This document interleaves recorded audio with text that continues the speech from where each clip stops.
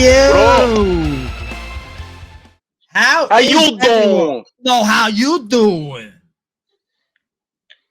Gabago. Bafanko. All right, everybody. We are here. It is episode 15, everyone. Thank you for those who are listening and anybody new who might jump on. We welcome you. As always, I am Mike. This is my co-host, brother from another mother, Tom. I always hit the wrong way. Tom. And we have an action-packed show as always for you.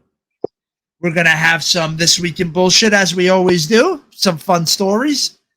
Can't wait. One with Arnold Schwarzenegger in it. I told Tom a little tidbit about it, but I didn't give him much.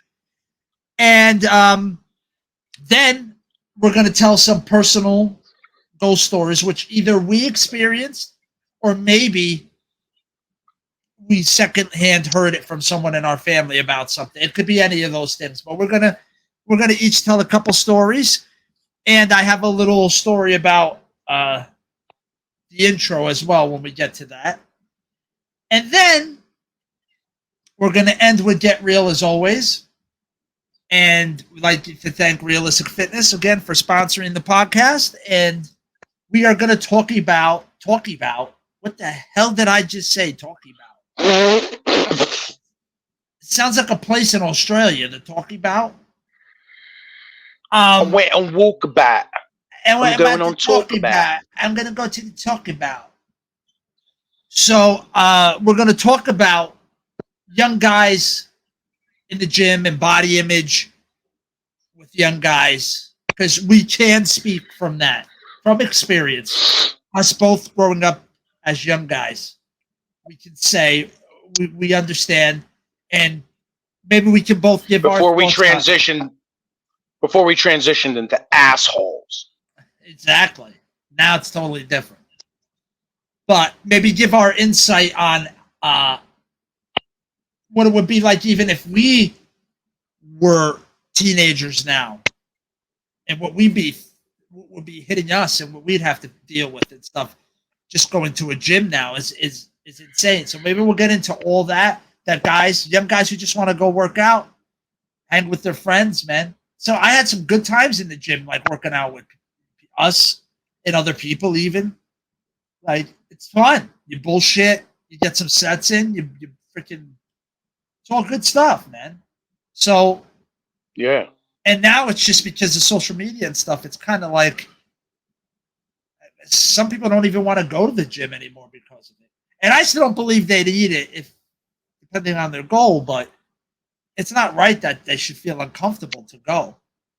And who knows? Maybe we feel that way too now, because it's everywhere. It's in every gym. The toxic shit is in every gym. So it doesn't matter. You know, it used to be like back in the day with us, it was, no, I'm going to save it, bro. I'm going to save it for when we do Get Real. First, as always, my favorite little palate cleanser to get the whole podcast started is This Week in Bullshit.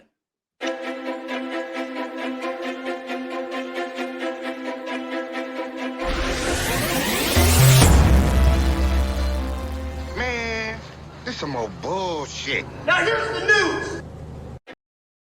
All right, our first story, bro. And some of these stories, I just, whoever writes them, I give them credit, because they come and they put out the stuff that, like, did you really just say that? Yeah, you just said that. All right, first story. I'm lucky to be alive after sustaining car crash injuries tripping over my cat. No. Yes. What's a car got to do? Got to do with it. Who needs a truck when a car is in motion? Oh! All right. Let me translate that for you. What he's saying is he tripped over his cat, and his injuries were so severe They were like getting in a car crash. That's what that means. Dude, blame Mr. Bigglesworth over there. I agree. So he suffered a catastrophic injuries. Nice. A UK man survived after sustaining a broken neck, fractured spine, smashed ribs, blood in his lungs, and other car crash evoking injuries from, wait for it, tripping over his cat. I can't remember much, just falling fast. It was quick and it was over within seconds. And then I was at the bottom. Victor Chris Rowley, 59, told the Mirror. The freak apocalypse meow, dude. Apocalypse meow. Accident reportedly. Again, credit to whoever wrote this. Let's give him credit. Ben You're Cost. a fucking comedian. Ben Cost. You're a funny guy. The freak apocalypse meow accident reportedly occurred on the evening of October 23rd while the Lancastershire based professional musician was home alone with his hairless Egyptian Sphinx kitten, Eric Morkambi. Okay? Disaster struck after the wrinkly kitty, apparently fleeing playful, dove out, and latched onto one of its owner's legs while he was coming down the stairs. It scared the shit out of him, probably. It took a bit of a chunk. Oh, dude, it bit him. It took a chunk out of his leg. And then he went down 14 steps, bro. Hard-ass steps, too, I bet, dude. Hard-ass steps. Oh, yeah. It was probably an old house, dude, with hardwood steps that lasted the test of time, bro. Whoa!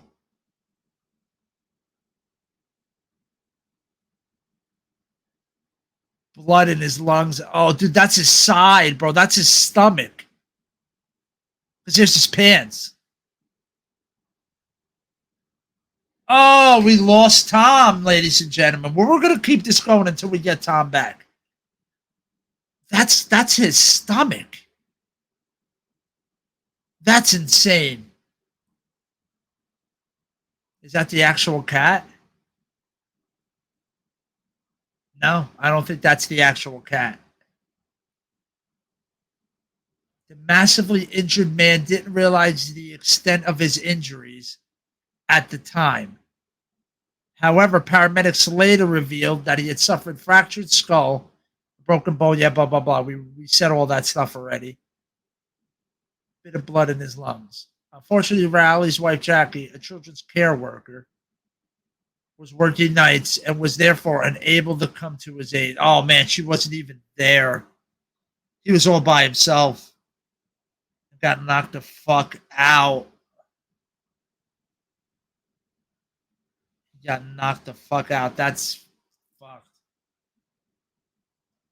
My phone and his phone was dead. Oh my gosh.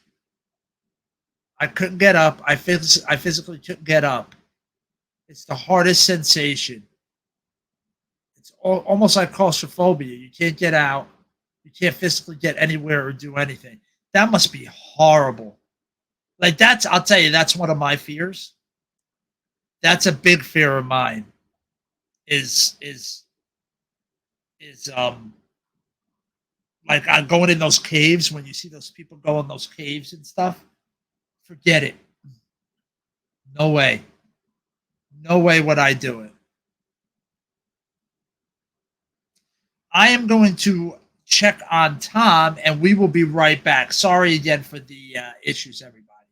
Hey, everybody. Sorry about that. We're all back. Tom, you're there, right? Yeah, my ears can breathe. Okay, perfect. So let me just update you. Basically, he tripped down the stairs over his cat, down 14 stairs. Nobody was there because his wife works nights, and his phone was dead. How bad does she feel? I bet she feels pretty darn bad. I normally get home around 8:30 a.m., but that day I got held back, so she was late. and she saw blood on the floor and heard him screaming, "Oh my gosh!" So he was there for hours, dude. Let the body Hours. Let the Hours. bodies hit the floor. Hours, bruh. Hours. Bruh. Now, would He you got date it? Would you date this girl if she told you, "Look, when I go to the bathroom, I don't wash my hands"?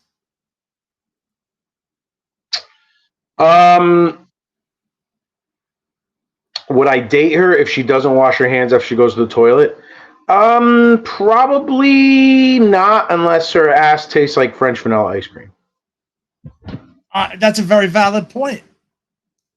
Do I look like a beautiful blonde, big tits, and the ass tastes like French vanilla ice cream? Would you like to Then hear why, her? you give me a line of bullshit? All right, name that movie. Dude, it sounds She's a familiar. dick. Dude. What is it? She's a dick talker. Ooh, this girl? Yeah. Yes. She sparks it. Ready? Yeah, bitch. I said what I said.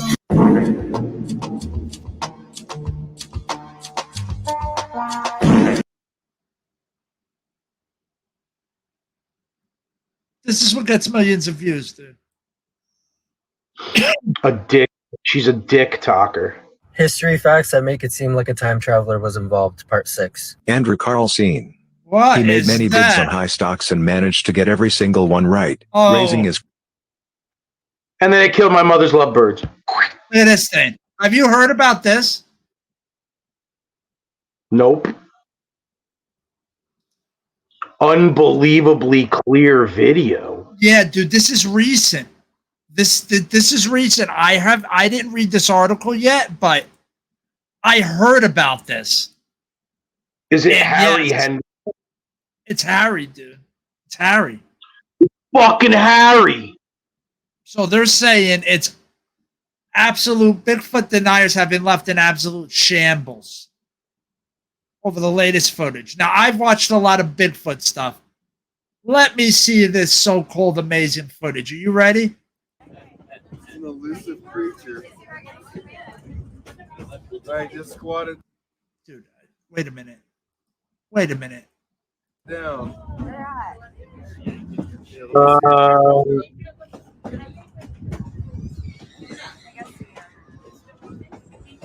Looks like a guy. No, dude. It looks like- look at Guy, go for guy. look at that thing. It's an elusive creature. Dude, it's yeah, but they gotta zoom in. I can't. Down. Yeah, let me see your camera. All I can't see dick talk.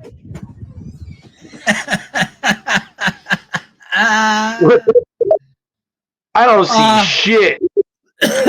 So this was in the narrow gauge train journey from gauge journey. Oh my gosh, the narrow gauge train journey from Durango to Silverton on October 8th. I don't know, so you don't believe it. That's your thoughts. What are your thoughts, sir? If these guys have a modern day camera and you can't zoom in, then you can suck a dick. Suck a dick talk, because I can't see shit. It's too far away. How the fuck do I know what it is? Could be a guy in a suit. Listen, I'm going to There have is to go no with... It's a guy in a suit. You don't know. Now, since You you were just so don't. short... You just don't know. Hey, Town. Hey, Town. You just don't know, Town. Since you Hey, don't believe Tom. that one, what do you think about this one?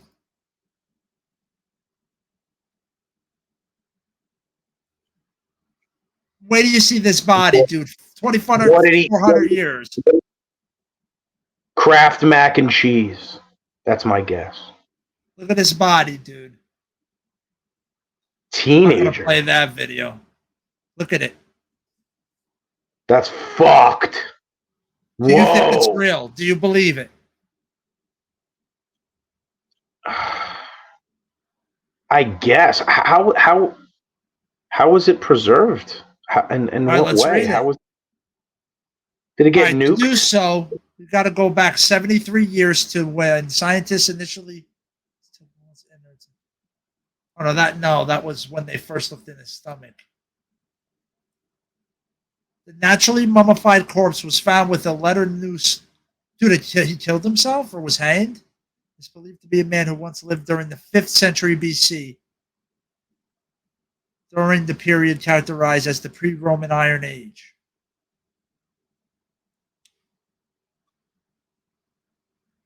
We're able to find the precise contents of his last meal. So they know exactly what his last meal was before he died. A bag of Doritos. They say it was grains and seeds. See, people, you need your protein.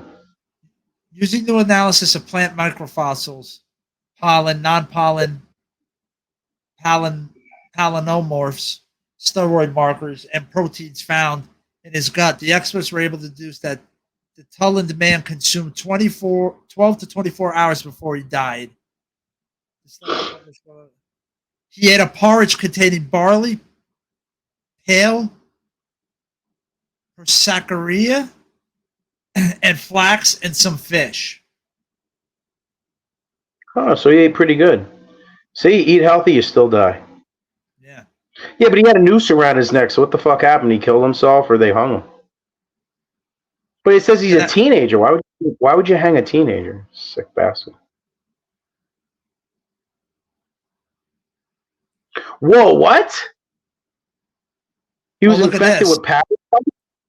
What made the find so alarming, however, was that the presence of a pale pescatarian seed, as such seeds were usually removed from the grain after threshing waste. It's true the researchers, blah, blah, blah, blah. Although the man was oh, no. Attempting close, man, it's not the research. No, illustrates a new technique can throw. Yeah, I don't think they know for sure anything. So we've determined that we don't know anything. It's looking that way. I mean, I think they just wanted us. I don't know, but I know for a fact because I did go ahead on this article. But I know this one. There's a payoff. This one, sir, there's a payoff. With a tail, what does that mean? She ate a cat? Did she eat the guy's cat who tripped him down the stairs?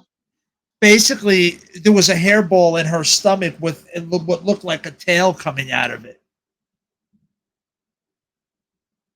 You ready? A woman was addicted to pulling out and eating her own hair, had a giant hairball measuring 15 centimeters removed from her stomach, according to the medical journal. 38-year-old, who was suffering from nausea, vomiting, and an extremely swollen abdomen when she arrived at the hospital in the U.S., had suffered dramatic weight loss, losing 15 pounds over the previous 8 months after she lost her appetite. She had a big, huge fucking thing in her stomach. Oh, here it is, dude. Maybe she's related to the cat that tripped the old man. No, she's related to Rapunzel. Actually, she was found to be suffering from the rare Rapunzel syndrome, which has only ever been documented 88 times in medical literature. Have you ever heard of that? No, never. Rapunzel don't eat her fucking hair. She makes rope out of it. Fuck. The syndrome is called by trichotillomania, a disorder that causes a patient to develop an irresistible urge to pull out their own hair and sometimes eat it. You ready for the picture? Lay it on me. What the fuck? It's a hair baby. Dude, she gave birth to frickin' Cousin It. Look at that, dude. That's insane. Wait, go back again? Wait, scroll up, man. Oh, so it was encapsulated. Yeah. So she couldn't digest anything. It was full of that. Yeah, no, her body was probably her body probably identified it as a foreign body and then encapsulated it with tissue, like adhesions, kind of like adhesions would be. Yeah, I agree. Now, did you ever hear this? We got 2 more stories. Have you ever heard the old story about, because we're from New Jersey and we were right by New York, about alligators being in the sewers? Yeah, everybody used to say that, but then we were like, oh, it's BS, right? that's some old bullshit. Now here's the news.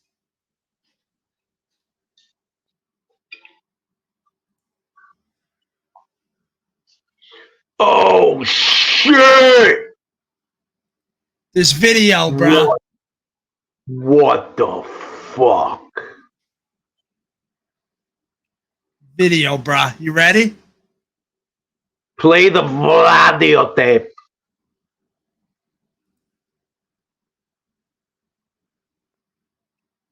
Yo, get the fuck out. Oh shit! Get the fuck out, bitch. Get the fuck out, bitch. Get the fuck out my house, Now, bitch.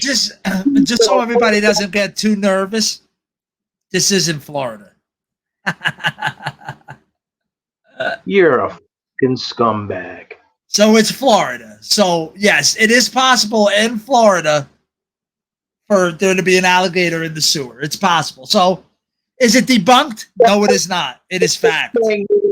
That's like saying you're gonna find a toothless meth addict. Be like, oh yeah, Florida? Oh, all right. Well, hey. But that you can find in a lot of places. The tweakers. Now, the je ne sais quoi of this week in bullshit is an Arnold Schwarzenegger story. Are you ready, bro? Are you ready? Come on, let's go. Yeah! Arnold Schwarzenegger issues advice after random bloke brutally kicks him in the back. Okay? Now, You son of a bitch. When I first told Tom about this, he's like, is there video? And I'm like, yes, sir. Yes, sir. There's fucking video. Are you ready?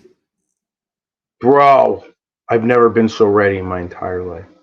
Did you got to be ready? Just watch the girls jumping rope. You see the girl in the white shirt? Yeah. She's jumping rope. Okay? Just watch the space between her and Arnold, which is who's got the white sneakers on. Okay? And you will see something appear that's miraculous. Okay? Like it appeared from another dimension.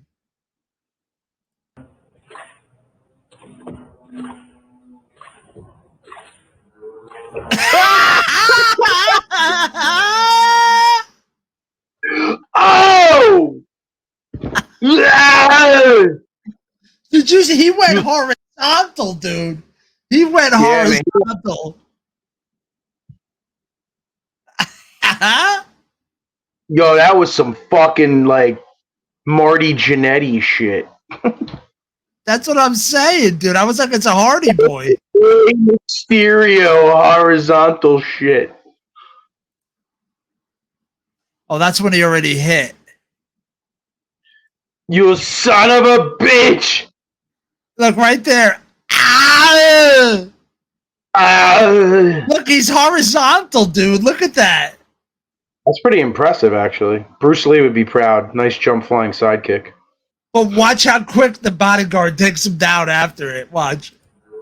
Yeah, don't do no, No, you're done already. Boom. Bye. Bye. Bye. Godzo, dude. Godzo. All right, dude. Ah, who was it? Come on, tell me. Tell me son I'm of a here. When I saw that they had video of that, dude, I was like, I have to see it. I have to see it. So, everyone, that was This Week in Bullshit.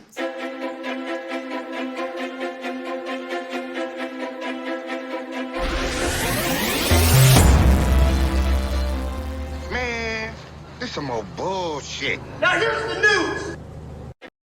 All right, so anybody who listened last week knows that we're going to do ghost stories this week. Personal stories that we might have heard, again, firsthand or been a part of. So I thought, I love my little intros and stuff. I hope you guys enjoy them as well. But I decided there was a new feature I wanted to try that all the kids are talking about, dude. All the kids are talking about, what do they call that stuff? What do they call that? The IA? What do they call that? The IA? What, they smoking the tweeds and shit?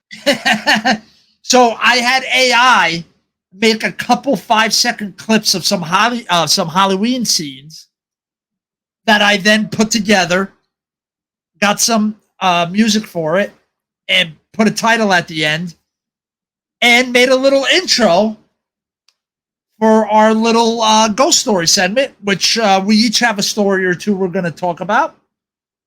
After, we'll get into it a little bit, each story, give our opinions on it and stuff, and we'll go from there.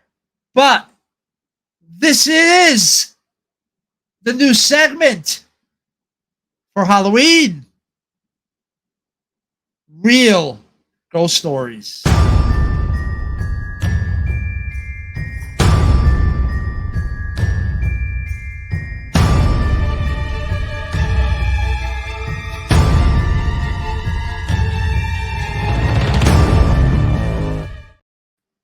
Dude, isn't that kind of freaky, dude? Looking a little bit. Yeah, those faces look like some weird shit, man. Like some Harry Potter fucking Dementor shit. Yeah, dude, exactly. They Exactly. look like Dementor. They're melding. They look like Arnold kicked in the back. So, and again, I didn't really care about what happened to that kid. I'm sure he got the shit beat out of him, but I was more concerned just about that there was actually somebody filming the moment that whoever sidekicked him like that. That's what I was more interested in. That kid got ghosted real quick. Yeah, dude. All right. Fucking got ghosted. I'm going to give the floor to Tom. I hope you also... Oh, by the way, the background is also AI generated. So the new background that you see behind us is all AI generated. Maybe we can take me and Tom out for a minute so everybody can see it. Who's watching on video?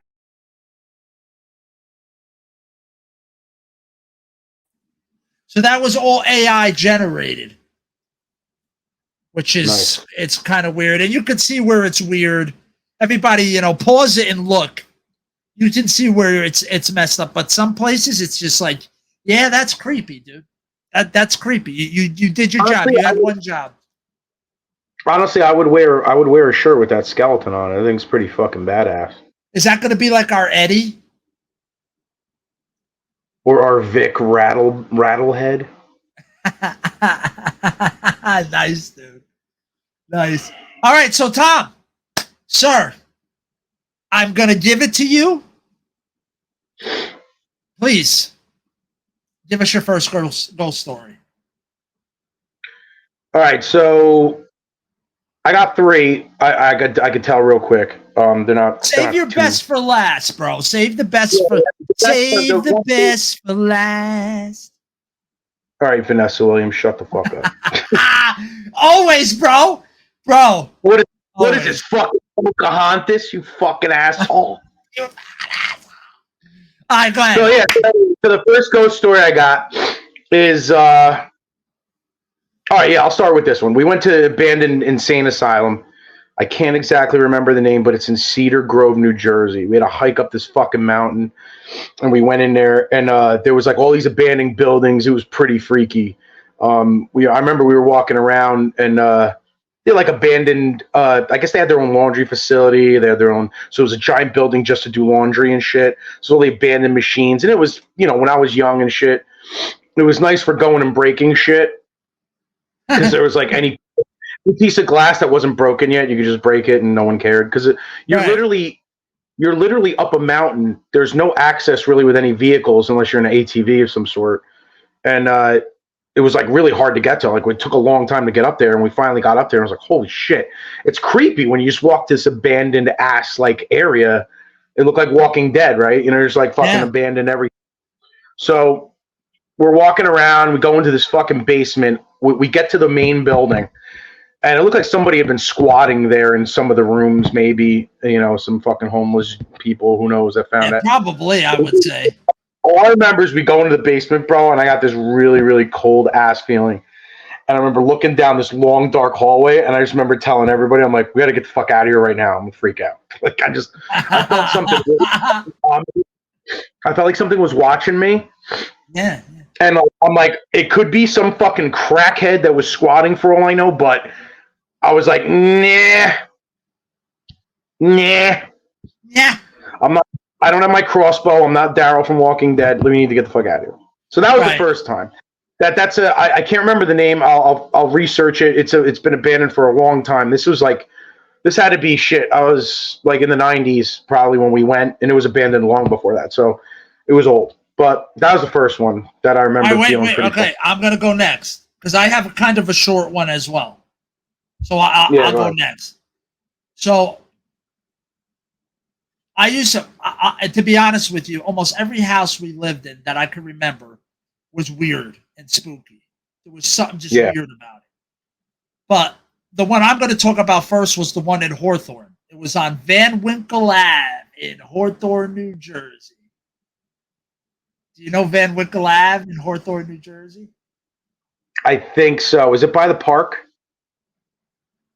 I mean, I haven't been there in a long time, dude, so I don't know. Yeah. But it used to be. Remember Tony's stationery store? It was right on Van Winkle Ave. Yeah, I don't remember. It sounds familiar, but I'd have to go over there if it's been a long time. I used to love it because our house was directly across the street. It was a busier street, but there was candy and all kinds of stuff and toys and like all kinds of shit right across the street from my house all the time, dude. So I was an annoying motherfucker to try to want to go over there all the time. Yeah. It was an older house, dude, and what was weird about it is it had a bunker in the garage. So there was a metal door that you pulled up like a hatch. You went down a metal ladder. You were in a small room. Then there was an opening. You went in it, and it was a room with there was pudding on the shelves, big things of like chocolate pudding from like years before, and that was in the 80s. And all this stuff in this little bomb shelter. Yeah, it was crazy. So we used to go down there and fuck around, but it was spooky down there, dude. I didn't like it, but I thought it was cool at the same time. So I used to want to go down there. It was like a fallout shelter of some sort. Yeah, like a bomb shelter, like if we got hit with a bomb. So it was below, it was concrete. It was a heavy metal door in the garage. So that place just spooked me, dude. I didn't really like it. So, and I was little. I was in grammar school.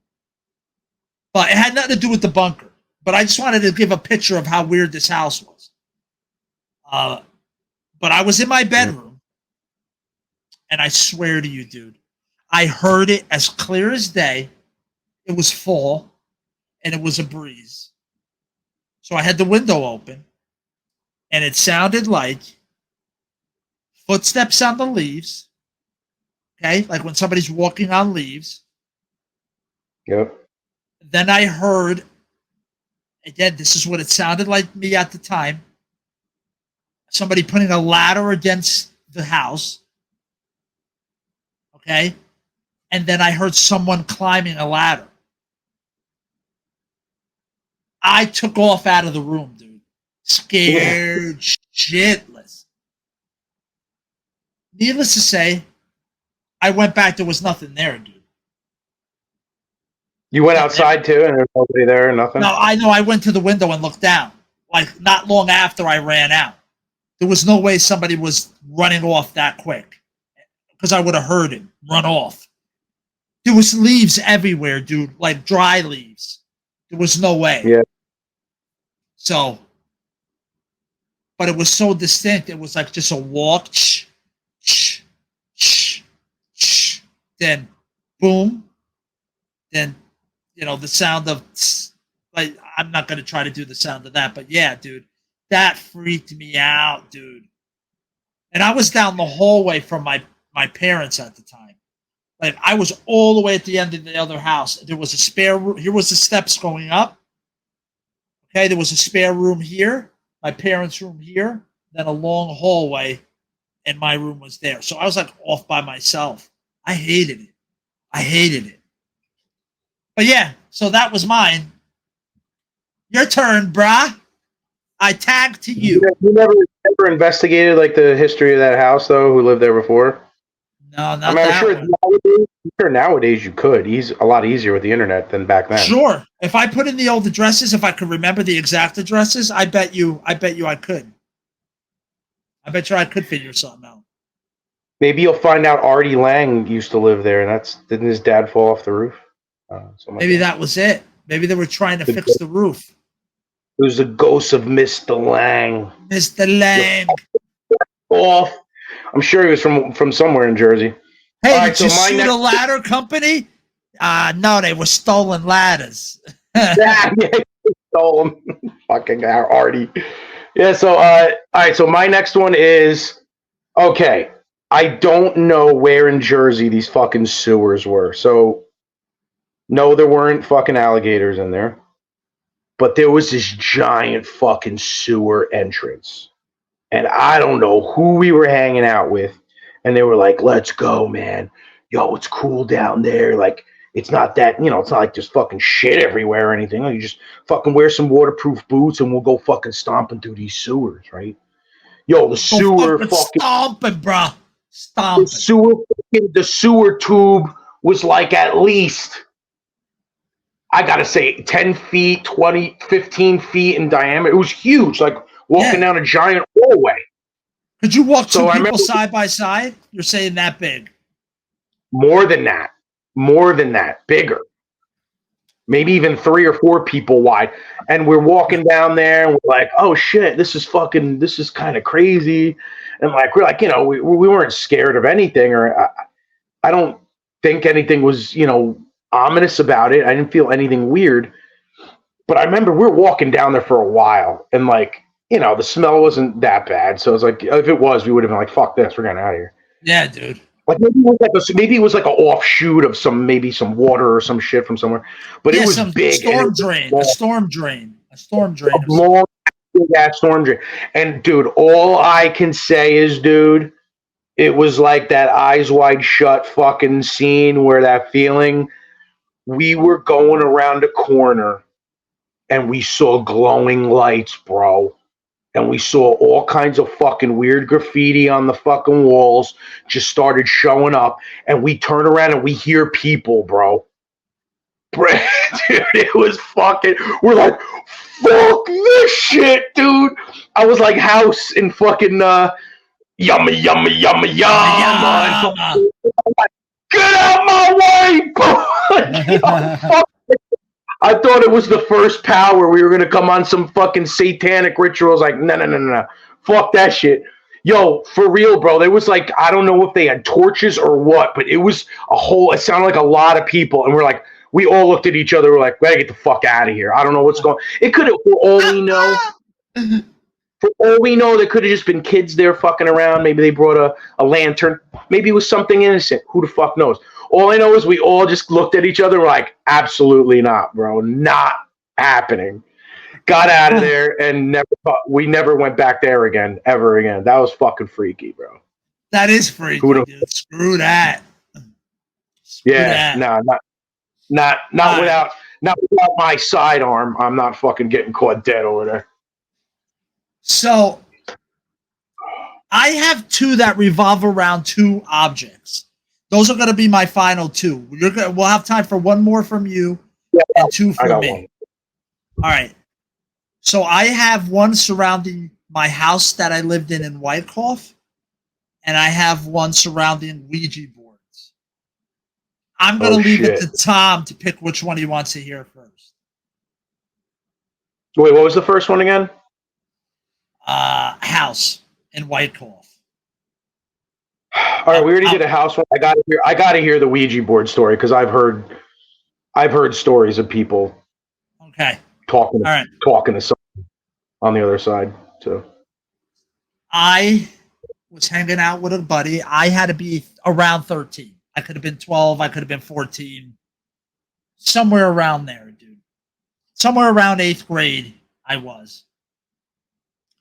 And we were in his basement hanging out. It was my father's friend, his son, who was a little bit younger than me. And he had a Ouija board. And I was being an a-hole. And we're playing around with the Ouija board and we're doing it. And I'm basically insulting the spirits at that time. insulting them. So I was like, yeah, whatever. And I was asking them questions. Like, I remember specifically one of the questions I asked was, what are the initials of the woman I'm going to marry? And it specifically said, at that time, I remember it said CR. I wound up marrying a TR. So it was close. But I remember that. But then we were doing that. Like, we were asking it. We were asking it questions at first. And then we just started being like assholes with it. And fucking yeah. And whatever. And then I was saying, like, yeah, this is BS and all that. At the time I said that. Now, again, the ending of this story is also going to tie into my other story a little bit, which is fine. But I remember, and I was away. Dude, I promise you I remember this because it scared me to my soul. Okay? To my soul. At that time, I don't know why, but it was probably around the time my parents were starting to split up. So I think my mother was sleeping on the couch and my father was sleeping in the bed. Don't ask me questions about that. But that's what was happening at the time. And I didn't like that house even worse than the other house I didn't like. I was scared shitless to sleep by myself. I didn't like it. So I was sleeping with him at the time. So I'm laying in bed again, window open. I hear the breeze outside. I hear the leaves. I hear my dad snoring. Okay. All of a sudden, I can't move. I can't move my body. I can't move my body at all. But I can hear everything happening around me. So I'm awake, I think. As far as I was aware, I could hear all the sounds going on around me, but I could not move a muscle. And I'm trying to move my body, and I can't move my body. I can't even move a finger. And then, bro, I swear I'm not even exaggerating. And I'm sorry if I scream into the mic. I'm going to try to do my best version of this. I mean, oh, wait, you know what? If everyone will bear with me a minute, I may have a sound effect that I can use for this. Now, all right, we're going to turn it on. You're going to tell me how I sound, if I sound like a pretty demon-y. So how do I sound? Do I sound a little demon-y? Yeah, it's a little muddy, but it definitely sounds kind of demonic. Right, so this is what I heard. This is what I heard as I'm laying there all messed up, is I hear, Michael. No. just like that, dude. My name. What? And then I hear this, and I'm like, This was the Maybe- night after the. This was right after the Ouija board, like a couple hours after. I can't tell you for certain when the time frame is. I really can't. I know it was after I did it sometime. That I know. Whoa. And then I'm like, did I just hear that? And then I hear, Michael.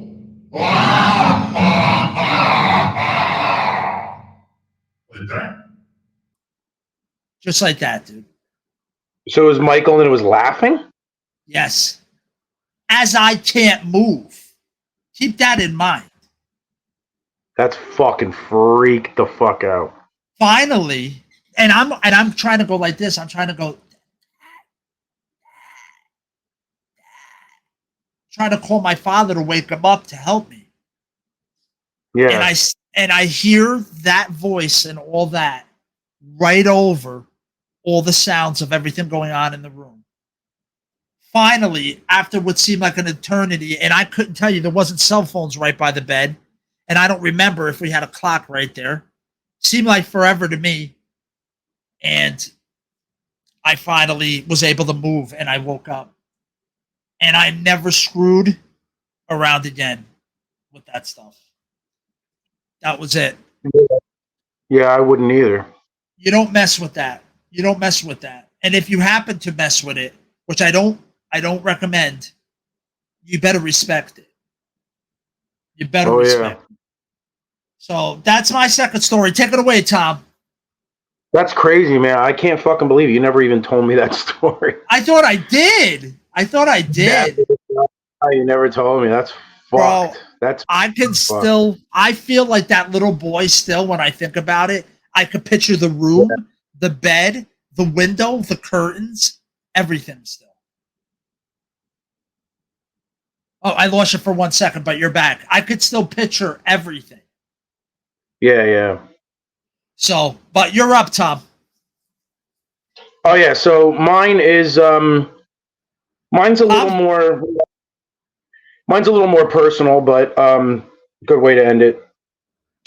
My father, so a little backstory for me. My father was in a coma the last 6 years of his life.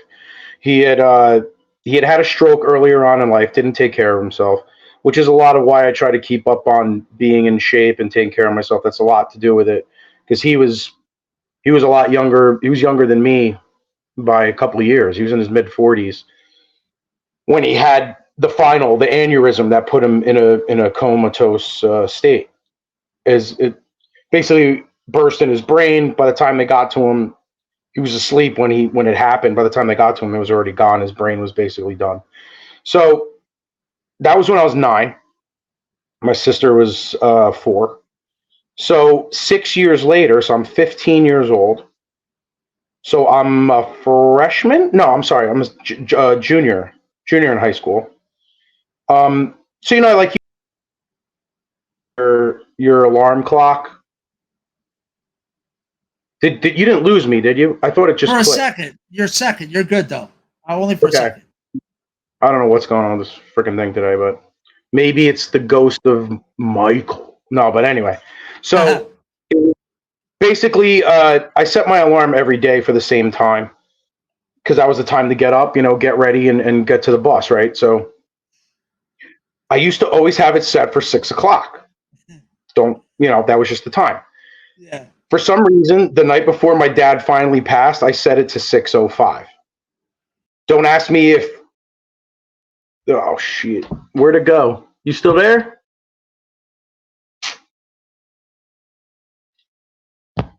Yo. Bro. I'm here, bro. I needed a second. Bro, I needed a second. You had me cracking up so much. I got a stitch in my ab. And I had to stretch it out a minute, so I had to go. It was like starting to cramp. Because I said it was the ghost of Michael. Oh, shut up, dude. Michael, it's noodles, Michael. It's just noodles. Noodles. It's just rice, Michael. All right, so it's supposed to be a serious moment, but at least I laugh about it now. But I have but it makes you think. It's a very crazy story. I tell a lot of people because when people try to say, did you ever something ever happen to them? This is as close as it ever got to me. Was so my alarm clock was always set for 6:00. For some reason, the night before my dad passed, I set it to 6:05. And I'm getting ready for the bus. I'll never forget it. The phone rings, and it was one of those things where as soon as it rang, I already knew. Yeah. I knew he was finally gone, and it was finally over. Because like going to see someone in a comatose vegetative state, it's like the song Hollow by Pantera. I was related to that. That's not them. It's just a shell. There's not even a ghost in there. There's nobody there. Right. Like if anything, maybe they're trapped in there, if anything, or they're gone beyond. It's not real. So we didn't really go to visit him very much often because first of all, it was very far away.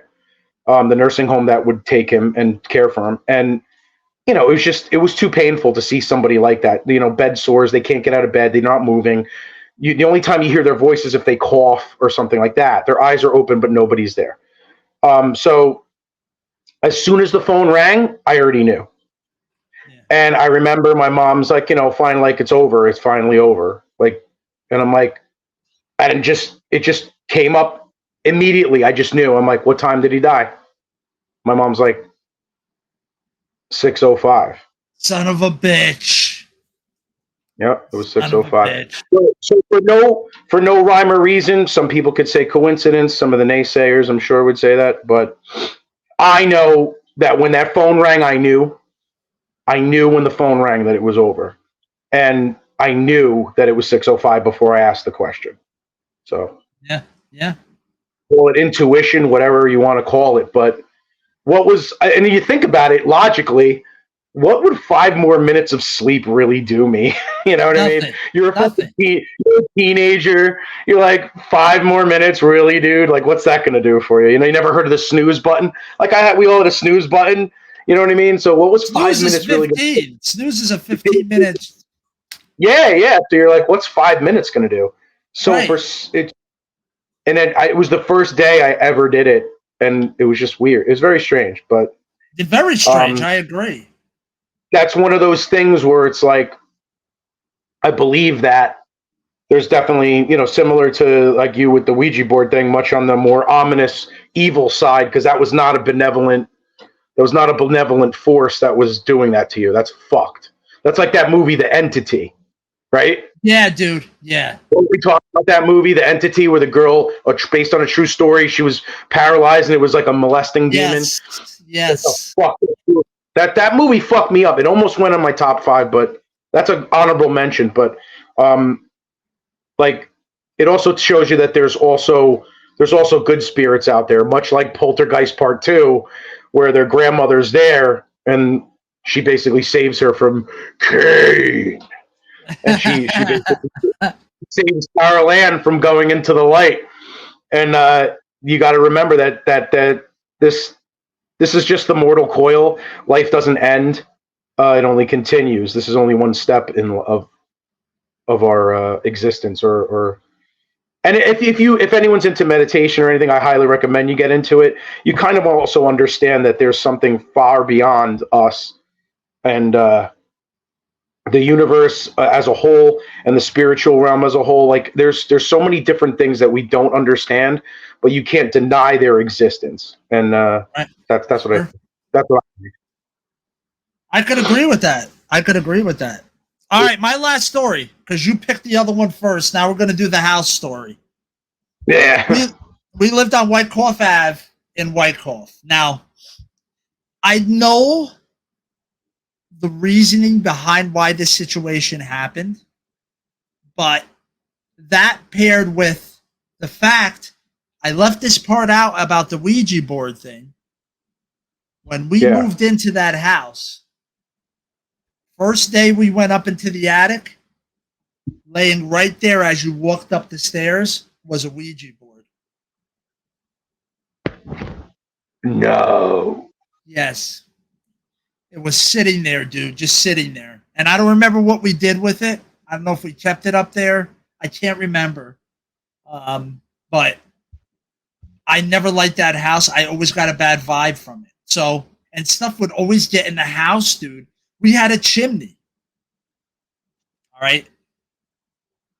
Basically a straight shot chimney in the living room, right by the driveway. But animals would constantly get up there. So you had to put like chicken wire or any of that stuff up there, right? Yeah. And we would put it up there, but those squirrels, man, they ain't dumb. They find ways. And if they can get in there, they crawl all over. So one day we're sitting there in the living room.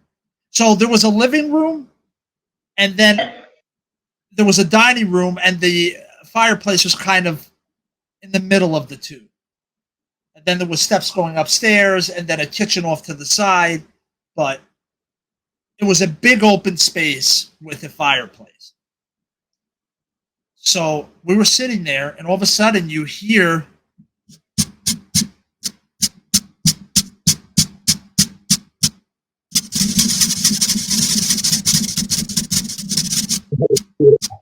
so I'm like, what the dude? I'm like, what the fuck? Whatever, blah, blah, blah. I'm going to cut some of it out so we're not going too late because I got, we still got to get real fitness, get real segment. Get Real Fitness. That's not a bad name of a joint. If you're looking for a name of a joint, Get Real Fitness. Be a subsidiary of Realistic Fitness. So, come to find out, dude, it was a squirrel. A squirrel got into the chimney, crawled his little ass into some crevasse, and couldn't get out. No. Got stuck. Okay? This isn't even the worst yet, dude. This isn't even the worst. Risky. So we called someone. I remember it. They tried to get to him, bro. This motherfucker was in a spot they couldn't even get to him. They couldn't get to him. So they're like, there's nothing we can do. So obviously they did a better job up top. He's gone. Forget him. We did all we could. Forget about it. We did all we could. Did all we could. All of a sudden, bro, a few, I don't know, days later, I'm sitting there and you hear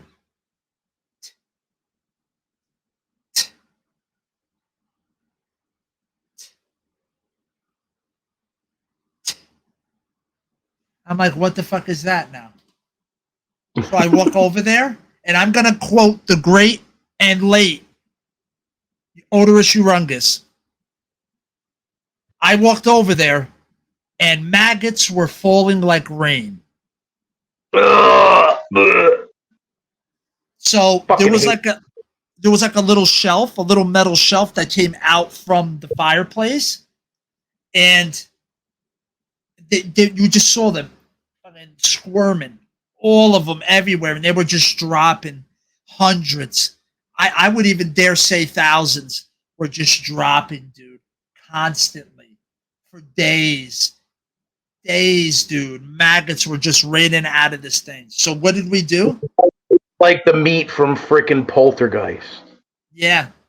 So what we did was, and it's kind of ingenious looking back. I don't remember where they heard to do this, but they took wallpaper and put it upside down and laid it around, so all the maggots got caught on the wallpaper as That's they a good fell. idea.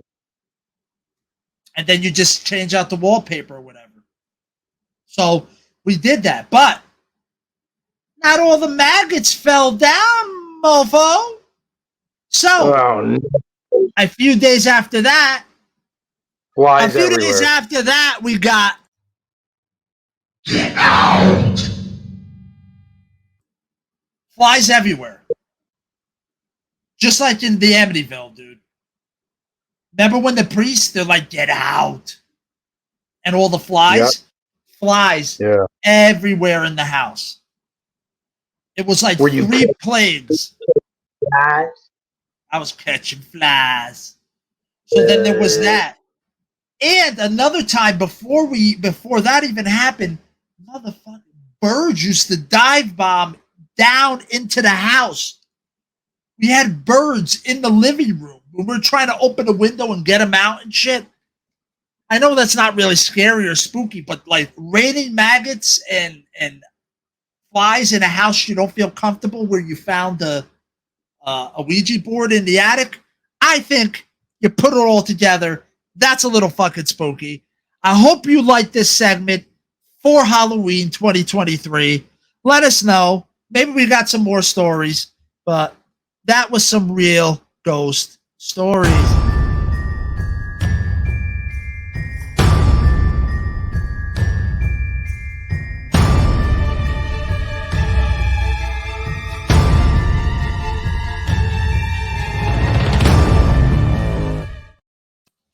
All right, so like we said in the beginning, Get Real this segment, we're going to just throw a couple things about how it was growing up when we worked out and just some of the stuff that people are facing today and what we think maybe people could do a little bit better to avoid it, maybe, and really just work on them, which is really what they're there for. Okay? So that's going to be this week's Get Real. Get real.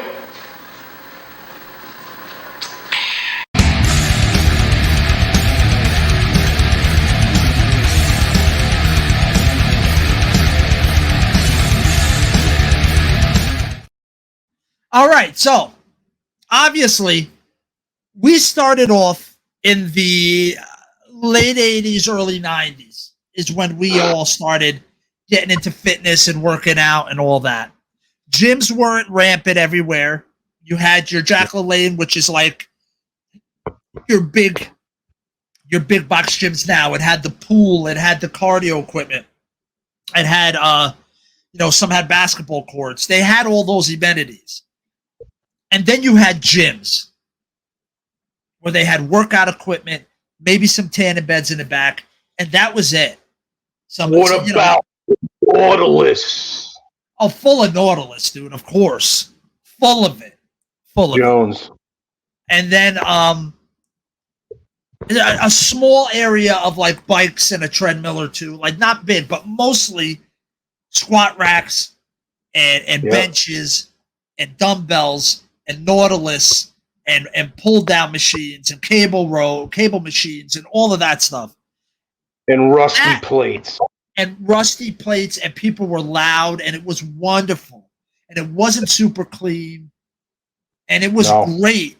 It was great being in that environment, dude. It was great as a guy. It was great. And a lot of guys, again, I'll go first with my experience really quick. Again, I was introduced to the gym by my cousin, who was going to the gym for many, many years and knew a lot of bodybuilders, a lot of powerlifters, knew a lot of people in the scene. So when I started going to that gym, I got to meet all those people right out the bat. And they knew I was Tom's cousin. They all knew it. Yeah. And for whatever fucking reason, they used to call me Nails. They're like, "You're hard as nails, brah. It's Nails." So that was my nickname then, with a few people there. And I remember I used to like help out clean a little bit. I used to get free tanning in the back because I would help clean and stuff. It was just free cool. What? It was cool. Tanning. Oh, I need to work on my tan anyway.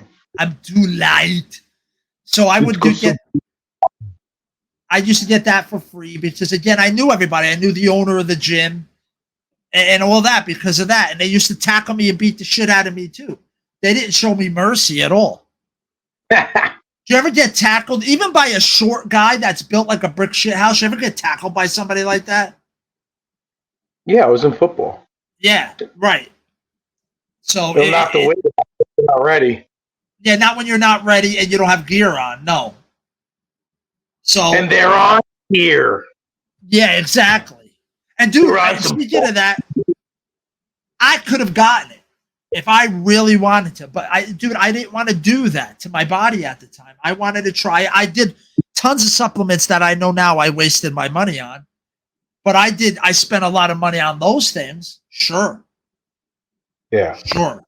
But I never would have thought of going on any kind of cycle or anything like that back then. Not even a thought. I felt like it was almost for me cheating. I wanted to see. I'm a young guy. I'm at my prime. People, young guys out there. When you're between 13 and like 25, dude, you're in your prime, bro. Lift something. Lift You don't something. need help. You don't need help with testosterone. You got plenty. You got so much testosterone running through you. Use it or lose it, bruh. Let your body know you want that stuff. Okay? And you use it and you go to the gym and you teach your body, like, this is what my body's supposed to have on it. It's some muscle. A man is supposed to have some muscle on him. Okay? That's just the way testosterone works. So I wanted to see what my body could do and what my genetics were capable of. That was me. I also wanted to be a personal trainer when I was still in high school, which I now have my own business. So, I mean, it's always been in my blood to want to do this stuff. But again, I never want to do that stuff. So that I grew up more in that situation. I was with the bodybuilders who were on shit. I was doing their workouts, and it was hard, dude. You're working with a bodybuilder. This guy Casey, who was Mr. New Jersey, Mr. Southern New Jersey, I believe he was Mr. Universe as well. I did a work. Me and my cousin did a workout with him. We worked in with him one time. Holy shit! Fucking animal. But some of the best times I had was with those guys in there. I always felt so comfortable in there. And that's the point I'm trying to make, I think, is I felt so comfortable in there, even though I didn't know everything. And you think I would be intimidated being around like, dude, this gym is full of bodybuilders. And I'm just some 16, 17-year-old kid working out here. But no, they were always welcoming. I mean, yeah, I was Tom's cousin. Sure, that helped. I never felt uncomfortable. Now, dude, you're a guy in the gym. You got to keep your rim down, your head down, your music loud, and don't fucking look at anything. Do your workout and shut the fuck up. Or you might have some idiot say some shit that ain't true. You know, so then your workout, and you don't even want to go, or your workout's crap, or whatever. Or maybe you're just learning. Maybe you're a guy fucking trying. Dude, how many times did we do a workout or an exercise, like, stupidly, for the wrong reason? Or, like, be like, I'm going to do some chest press for back. Like, we all did some stupid things, right? But we never had to worry about somebody videotaping our stupidity and posting it to everyone. Yeah, no. Not like today. No. So how many people does that turn off to going to the gym? Or have their first experience be terrible? Nobody wants to be made fun of. No. Like I said, even us as trainers, we didn't even want to go up to people doing it really bad and have to tell them, look, you're not doing that right. It's uncomfortable. So we would fight over who had to go tell the person to do it correctly. Because sometimes, dude, it wouldn't even be close to what the machine is for. It wouldn't even be close. So well, you see people are videotaping people doing things completely wrong these days, and they're like laughing at them. Why don't you get up and go help them? Why don't you get up and go help them then? It'd be like, yeah, be careful. You're going to hurt yourself, bro. Because here's the sad part, dude. Here's the sad part. That he will get less views. If he would have went up and helped the guy and gave him some real good knowledge, would have get less views than him being an asshole. That's like for instance, there's an older guy at the place I go, and you know, he's really cool. We're always talking. He's real nice, older dude. He's real small though, real small. I think he's Italian, small Italian guy, but he's fucking there all the time. That guy's we're everywhere, man. We're everywhere. But I saw him one time. He was doing something. I'm like, you're gonna hurt yourself, dude. He was doing like upright rows. I'm like, go way lighter and just emphasize the negative and go a lot more controlled. I'm like, I think that it was like his grip or something he was doing, and I'm like, I'm like, just watching you, I'm like, my shoulders hurt. Like, I feel like you're going to fucking hurt something bad. Here's the I'm thing like, with and upright rows. He's a gray. He's completely gray, old as fuck. Like, he's way older than me. And The I'm thing like, with upright rows is you shouldn't touch those fucking things if you don't The have what? good shoulder mobility. Upright rows should not be touched. I don't like them personally, but I don't think they should be touched by anybody unless you have great shoulder mobility. If you don't have that precursor, you shouldn't go near those things. Nowhere near them. Yeah.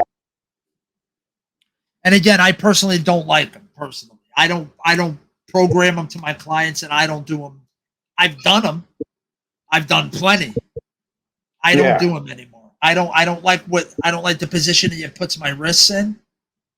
I don't like how much can be cheated and where that cheating puts the pressure. I don't like how many people can throw. I feel like I do good with them, but I can't do the close grip because of the wrists. The wrists hurt. Yeah.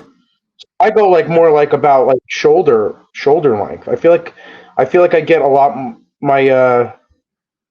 I get more of a response from that.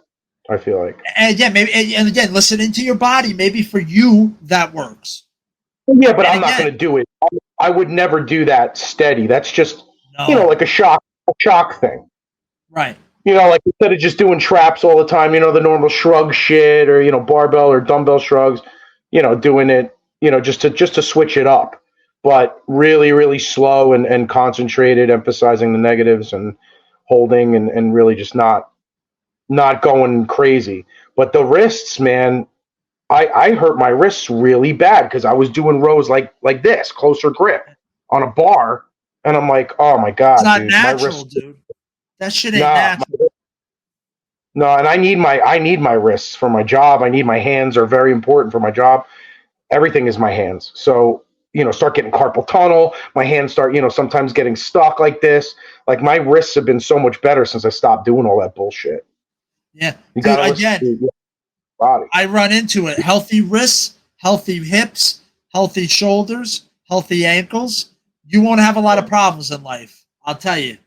You won't have a lot of problems. But Tom, why don't you real quickly get into how it was when you first started at the gym, maybe an experience or two of yours, and what your thoughts are on if you would have had to deal with it now. Well, yeah, well, my first real gym I joined was North Jersey Nautilus in Pompton Lakes.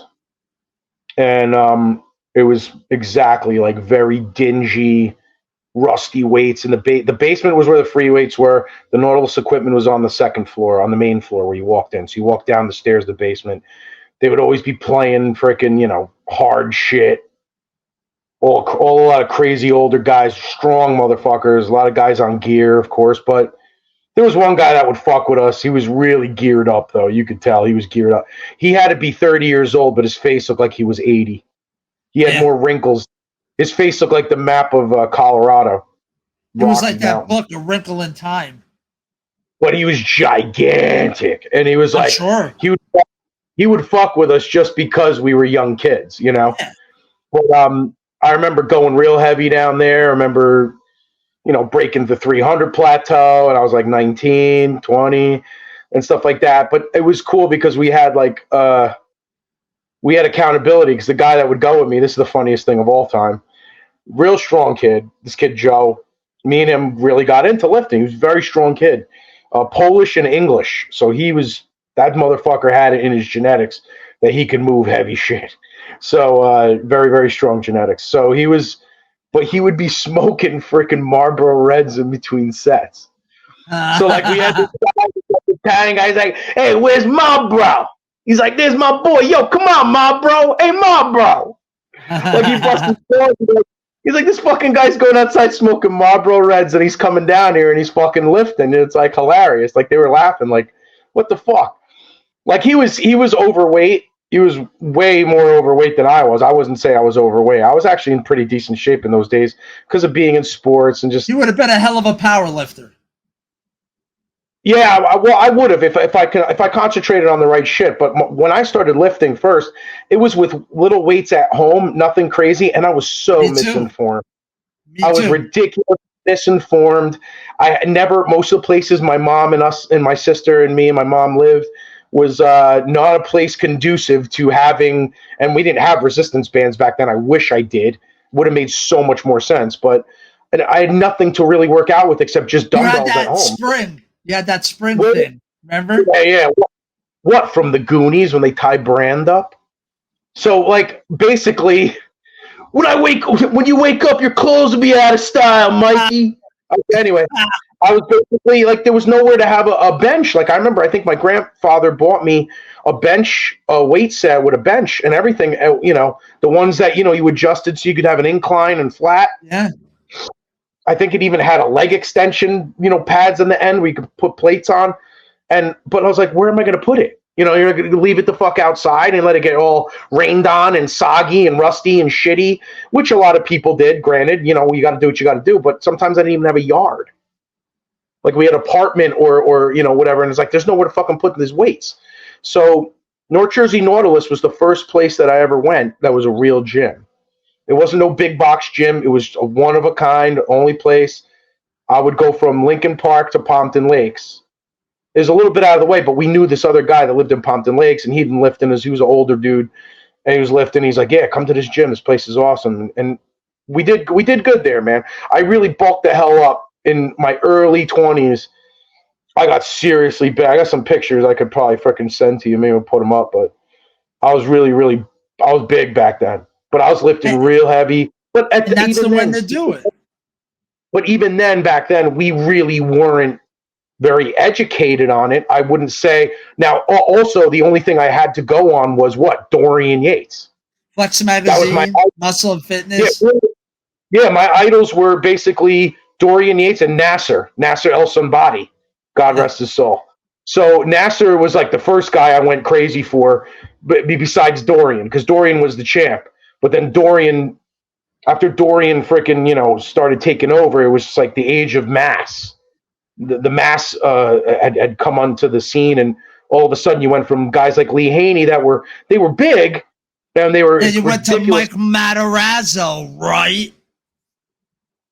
Not quite. Remember Mike Matarazzo? Yeah, but he was nothing compared to Freakenstein Paul Dillett. Oh, the Dillmeister, dude. Paul Dillett was fucking scary looking. He looked like Frankenstein too. Yeah, he's scary looking now, the poor guy. His head even looked square. It was fucking scary. He's scary looking now. But he didn't really have the aesthetics. He had, of course, tons of size, but he didn't really have the symmetry or the aesthetics or the development that a Dorian would have. You just couldn't fuck with Dorian. But like Nasser came on the scene, and I remember freaking laminating their workouts out of Flex magazine and just like laminating them myself with tape, just taking fucking packing tape so that I would never get damaged. And using those workouts, I think to this day I still have a Dorian workout from a Flex magazine. But back then, doing it back then was amazing. It was amazing how effortless I felt that I packed on muscle. Now, granted, like I said, I was in football, so when I was, a sophomore in high school, I was in football. I was in PAL before that, but a real weight training program, doing triples and doubles in the summer, and then, going in the weight room, and they were really overtraining the living shit out of us. I feel like we lost a lot of games because we were all just exhausted. Yeah. Like we should have been listening to Mike Menser. We should have not been overtraining. We probably would have fucking smoked people because we had a lot of strong dudes on our team. But I feel like by the time the game came around, we were all exhausted. We were all beat. Like Parcells used to even say, Parcells with the Jets used to say he used to rest all his running backs in practice because he said, I want them to have fresh legs on Sunday. And he got results. Parcells, come on. Like Jersey zone, Bill Parcells. He got a lot of fucking production out of that. And that's much like the Mike Menser principle or the Dorian principle, taking lots of rest days and recuperating. Whereas, when we were young, we were just like, no, I got to go to the gym every fucking day. And maybe we probably would have grown maybe a little better if we would have just recuperated and recovered a little more. But it was a great experience. And I feel like my body, especially from football, I feel like I packed on mass a lot easier in my 19, 20, 21 when we were doing that because of being in football and lifting when I was like 16, 17. Absolutely. Because football, those workouts were no joke. No. And I remember my coaches making me hold static holds on the leg extension machine. And they're like, hold it up there, fighting the negative. And that was the first thing I ever remember being like, damn, that shit was rough. But I remember my legs freaking grew like tree trunks at that time. They grew so fast.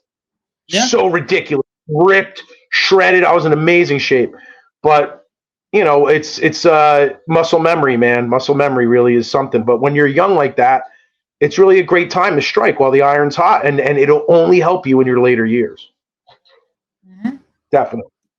I suggest that anybody who's young, that's the way to do it, because your body will thank you later as you get older, because that muscle memory will never leave. Your body will always remember that. Your nervous system will never forget that. It's a computer. It's never going to forget that shit.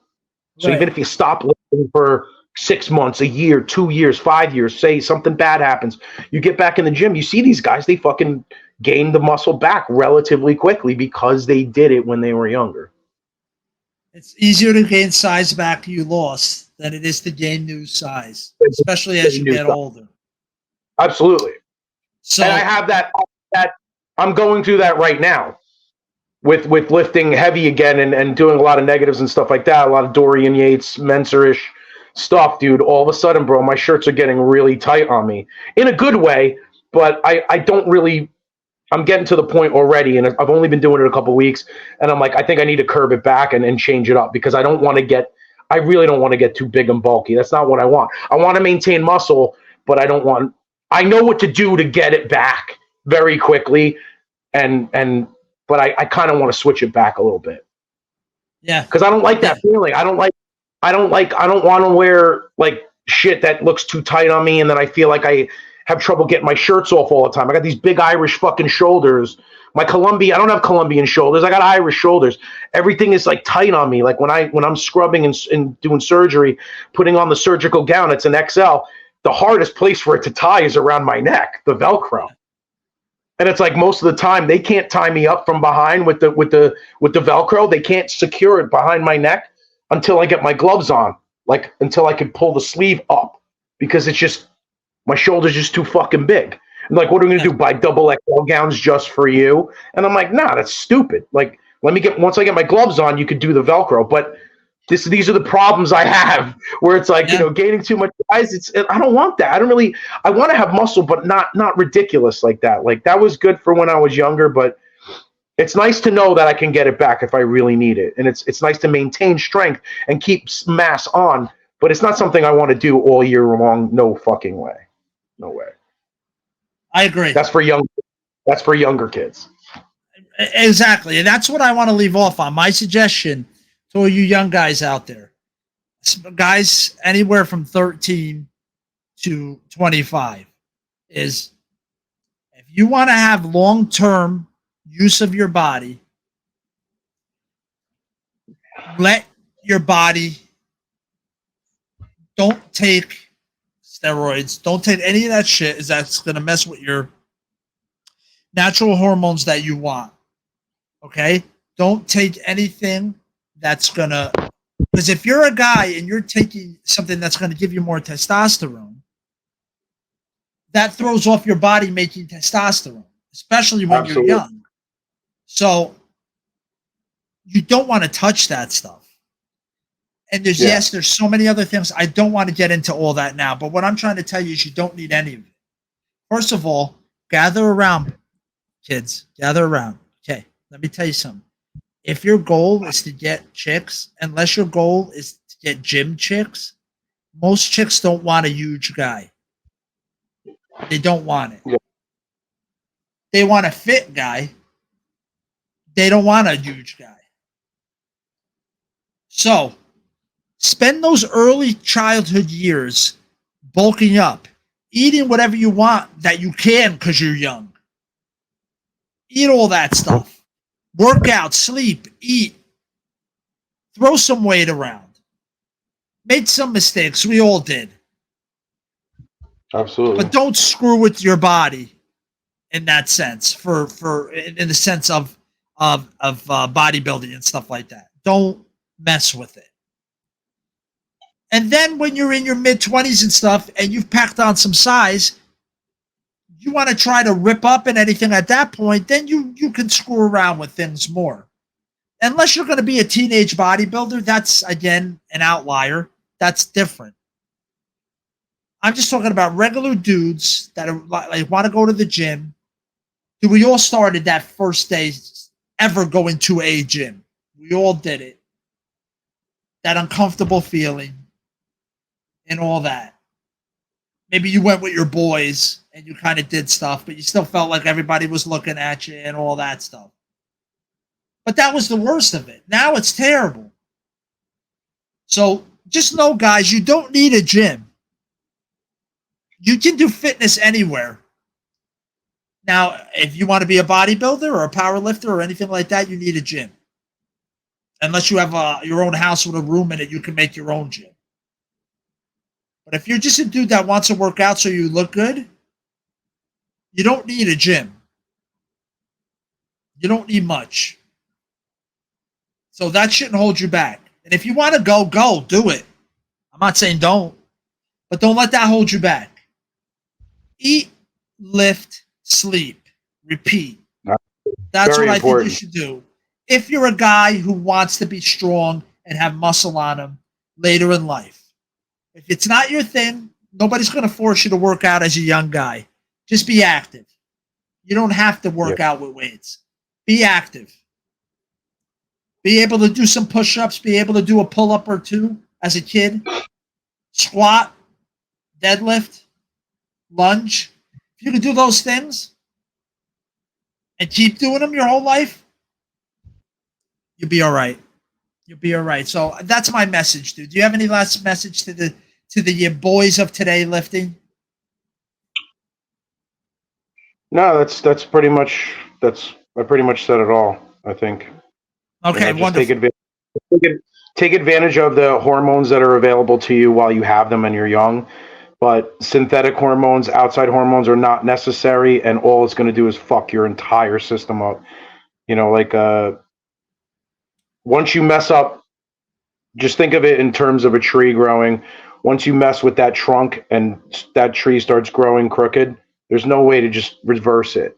No. Like these days, with people with synthetic hormones, or say what you want, but not just testosterone, but people that are even changing genders. It's not it's a dangerous, slippery, messed up slope, because once you change, there's no going back. That's a one-way street. You can't go back and redo, because the hormones are basically are a timed released chemical signal system from your brain, and once you cut them off, it's gone. It's gone. It don't come back. You don't go, oh, I get more testosterone now. That's why you see so many older dudes taking testosterone replacement therapy, or taking test boosters, natural test boosters, like natural roots that naturally boost testosterone, because it just goes down as you get older. So if you cut that off, there's no going back. Like if you started cutting it off for some reason, said, I'm going to just start taking more testosterone because I want, steroids or whatever. Now it's cutting off your natural release of it. So now if you cut that off, it goes, okay, you don't need me no more. Or then you have too much testosterone and your body produces more estrogen. Now you got guys with freaking tits. Yep. Like, it's not worth it. It's really not worth it. With testosterone replacement therapy in your later years these days, that's a different story. But when you're young, you have a whole plethora, and you shouldn't fuck with that. You should take advantage of it, but don't mess with the natural processes. It's only going to cause you more problems later on in life. I agree 100%. And if you're a guy out there, you have a question, email us here, the Stay Real Podcast at gmail.com, or me at realisticfitness@gmail.com. If you have a question or whatever, we'd be happy to answer it, man. We don't judge anybody. We're just here to help and put out some love and good vibes. But that was this week's Get Real. Get real.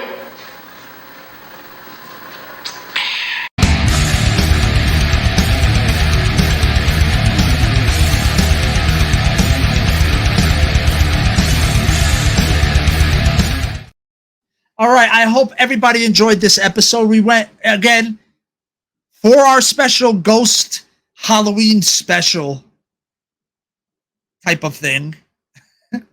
We went our longest ever, hour and a half. But if you enjoyed it, please make sure you comment if you can, like where you can, follow where you can, subscribe where you can. Message us, email us, whatever. We really like doing this, and we hope you enjoy it too. We have a merch shop. Go to our Instagram. It's at the Stay Real Podcast. We have merch there and all the links you'll ever need. So you can check it out there. We do some fun stuff there with some memes and stuff. Because we only do one podcast a week because, I have a business. He has his job. We have families. So we only do this once a week now. So got to fill that content with something else. So we try to make it fun there. And, every Wednesday there's a new episode. So check us out. We'll be back next week with a special, and we hope it'll air without any problems. But we're going to look at some old 80s and 90s Halloween commercials for our last podcast of October 2023 for Halloween. And I'll tell you a little bit about my birthday. I'm having a birthday party. Will be next week, past when you hear this. But again, our schedule, the way it works, whatever. But I'll let you know next podcast how that went and everything. And then soon after that will be Tom's birthday. And speaking of Tom, as always, my friend, our final words of wisdom, please. All right, this week I'll say, in the words of Mr. Majestic, it's not where you're from, it's where you're at. Have a good one, everyone. I like it. See you guys next week. Bye.